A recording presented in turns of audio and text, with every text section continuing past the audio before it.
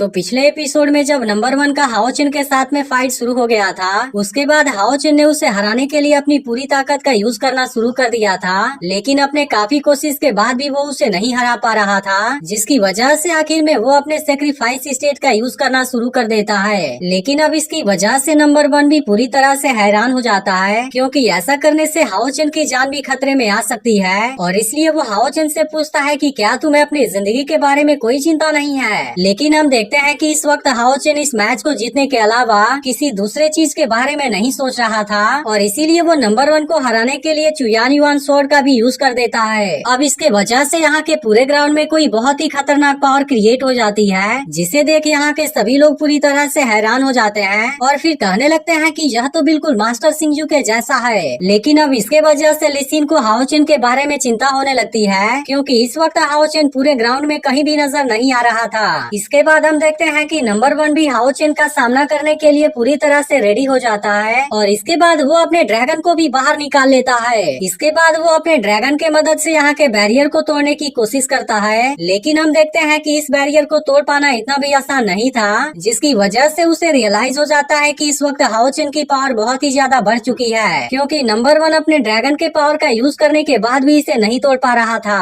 तभी हाओचिन अचानक से इसके ऊपर अटैक कर देता है, जिसके बाद हम देखते हैं कि नंबर 1 के ड्रैगन का पावर भी इसके अटैक को नहीं रोक पाता, और इसके बाद नंबर 1 तुरंत नीचे आ जाता है। इसके बाद नंबर 1 भी हाओचिन का सामना करने के लिए पूरी तरह से रेडी हो गया था, और वो हाओचिन के हर एक अटैक को ब्लॉक करना शुरू कर देता है। लेकिन अब इस बात की वजह से हाओचिन बहुत ही ज्यादा गुस्सा हो गया था, और इसके बाद वो नंबर 1 को हराने के लिए एक साथ में कई बार अपने तलवार से अटैक कर देता है। अब इस बात की वजह से सभी लोग पूरी तरह से हैरान हो गए थे, क्योंकि हाओचिन इस वक्त बिल्कुल एक मॉन्स्टर के जैसे नंबर 1 के ऊपर अटैक कर रहा था। और इसके बाद नंबर 1 भी कहने लगता है कि सेक्रीफाइस स्टेट के वजह से इस वक्त हाओचिन की पावर बहुत ही ज्यादा बढ़ चुकी है, क्योंकि अब उसके पावर का सामना करने में नंबर 1 को भी बहुत ज्यादा कठिनाई हो रही थी। इसके बाद हम देखते हैं कि नंबर 1 भी अपने कैप्टिव स्टार सी का यूज करना शुरू कर देता है, जिसके वजह से अब इसके पास में बहुत ही ज्यादा पावर आ गई थी। फिर नंबर 1 अपने स्टार के पावर का यूज करके हाओचिन के अटैक को ब्लॉक करना शुरू कर देता है, जिसके बाद हम देखते हैं कि नंबर 1 का स्टार पावर बहुत ही ज्यादा पावरफुल था, और इसी की वजह से वो हाओचिन के हर एक अटैक को ब्लॉक करने में कामयाब हो जाता है। लेकिन असल में नंबर 1 की परेशानी अभी भी खत्म होने वाली नहीं थी, क्योंकि हाओचिन अभी भी इसके सामने हार मानने के लिए तैयार नहीं होता है, जबकि इस वक्त वह बुरी तरह से जख्मी भी हो गया था।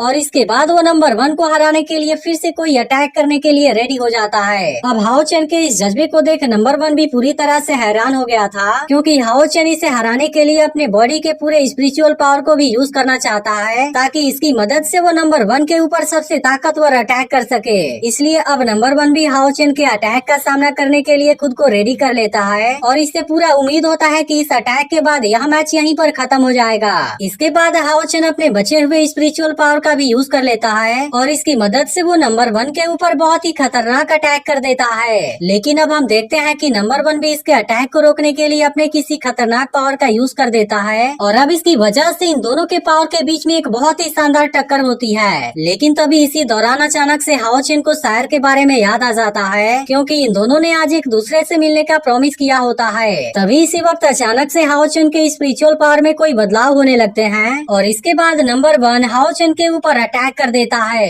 लेकिन इस बार हाओचिन नंबर 1 के इस अटैक को रोकने के लिए कुछ भी नहीं कर पाता, और इसकी वजह से वो इस अटैक में बुरी तरह से जख्मी हो जाता है। लेकिन तभी हम देखते हैं कि शायर इतना लेट हो जाने के बाद भी हाओचिन के आने का इंतजार कर रही थी, और इसी वक्त अचानक से उसे कुछ फील होता है, जिसकी वजह से फायरफ्लाइज वाला जार नीचे गिरकर टूट जाता है। अब इस बात की वजह से शायर बहुत ही ज्यादा परेशान हो जाती है, क्योंकि उसने जितने भी फायरफ्लाइज को पकड़ा हुआ था वे सभी वहाँ से आजाद हो जाते हैं। लेकिन यह सारी चीजें उसके सिक्योरिटी गार्ड भी दूर से देख रहे थे, और इसको परेशान देख वह भी बहुत ज्यादा परेशान हो जाते हैं, क्योंकि शायर यहाँ पर बहुत देर से हाओचिन के आने का इंतजार कर रही है। लेकिन इतना समय बीत जाने के बाद भी हाओचिन यहाँ पर नहीं आया है, जबकि हाओचिन लगभग इतने देर में यहाँ पर आ जाया करता था। अब इसकी वजह से इसमें से एक सिक्योरिटी गार्ड बहुत ही ज्यादा गुस्सा हो जाता है, लेकिन अब इनको यह भी समझ में आ गया था कि आज कोई गड़बड़ हो गया है, जिसकी वजह से इनका चीफ हाओचिन के बारे में चेक करने के लिए जाता है। इसके बाद हम देखते हैं कि शायर को भी हाओचिन के बारे में चिंता हो रही थी, और उसे भी कुछ समझ में नहीं आ रहा था कि हाओचिन अभी तक यहाँ पर क्यों नहीं आ पाया, और इसकी वजह से उसे ऐसा लगता है कि गेम के अंदर कोई प्रॉब्लम हो गई है। वहीं दूसरी तरफ हम देखते हैं कि नंबर 1 ने हाओ चेन के ऊपर अपने पावर से अटैक कर दिया है और इसके पावर के वजह से हाओ चेन बुरी तरह से जख्मी हो गया है। लेकिन तभी इसी वक्त हाओ चेन के बॉडी में कोई पावर जनरेट होने लगती है और अब इसको देखते ही सभी लोग पूरी तरह से हैरान हो जाते हैं। इसके बाद इनको पता चलता है कि हाओ चेन की स्पिरिचुअल पावर उसके बॉडी के स्पिरिट फर्नेस के अंदर से आ रही है और अब इसकी वजह से हाओ चेन की लिक्विड स्पिरिचुअल पावर भी स्टेबल हो जाती है। जिसके बाद इसके लिक्विड स्पिरिचुअल पावर को देख सभी लोग पूरी तरह से हैरान हो जाते हैं, क्योंकि हाओ चेन बैटल के दौरान ही ब्रेक थ्रू करने में कामयाब हो गया था।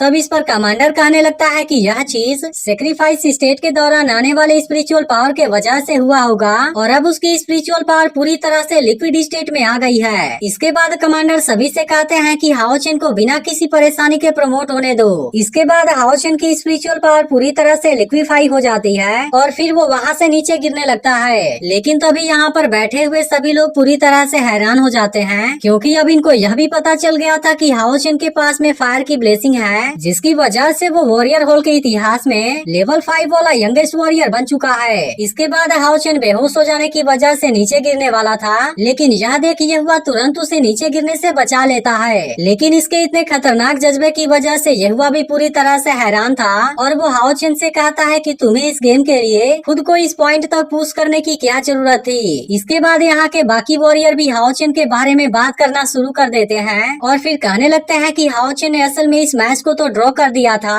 और इसके अलावा वे सभी हाओ चेन के इस जज्बे के लिए उसे रिस्पेक्ट भी देते हैं। लेकिन आखिरकार इस मैच में हाओ चेन हार गया था और इसके बाद रेफरी भी नंबर 1 को विनर अनाउंस कर देता है। लेकिन हम देखते हैं कि नंबर 1 इस जीत की वजह से बहुत ज्यादा खुश नहीं था, क्योंकि अभी तक इनके बीच में जो फाइट हुई थी असल में वो नंबर 1 के हिसाब से असली फाइट थी ही नहीं। इसके बाद हम देखते हैं कि खुद कमांडर भी हाओ चेन से बहुत ज्यादा इम्प्रेस हो गया था और इसके बाद वो अपने ग्रैंडसन हानियू से कहता है कि मुझे उम्मीद है कि तुम हाओ चेन से इसके बारे में सीख पाओगे और शायद अभी तक तुम्हें यह भी पता चल गया होगा कि तुम्हारे अंदर से कौन सी चीज मिसिंग है। इसके बाद हम देखते हैं कि हानियू हाओ चेन के इस मैच को देख इमोशनल हो गया था और इसके बाद वो उदास होकर यहाँ से चला जाता है। वहीं दूसरी तरफ हम देखते हैं कि सायर का गार्ड उसके पास में आया है और वो उसे बताता है कि यान मेनजाओ के साथ मैच में हाओ चेन बहुत ही बुरे तरह से जख्मी हो गया है। अब इसके बारे में पता चलने पर सायर बहुत ही ज्यादा गुस्सा हो जाती है और इसके बाद वो अपने सोल बिस्ट को बुलाने के बाद यहाँ से गायब हो जाती है। लेकिन अब इस बात की वजह से उसका गार्ड भी परेशान हो गया था, क्योंकि उसे भी समझ में नहीं आ रहा था कि सायर अब क्या करने वाली है। तो अब इसका अगला एपिसोड भी कुछ घंटों में अपलोड हो जाएगा।